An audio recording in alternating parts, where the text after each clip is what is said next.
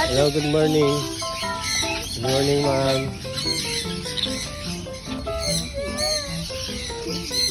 Ibon. Wow, ang ganda ng mga ibon. Umaalis sila, lumilipad sila, pero bumabalik sila. Ang amo, nakakatuwa. Bumabalik. Nakakaalis ng stress. Natuluan ako ng apo. Bakit parang ano?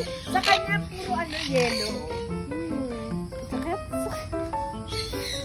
Dahil sila mo ako solo. Isa yung nalaglag siya. Ubus na nila, oh. Nangangayo yung balayibo ko. Ibo ko. Hello. Nahulog na yung isa. Ay, sinasaktan niya na. Uy, dalawa yung pinapakain ko. Parang mag-isinod na itong magsalas na to.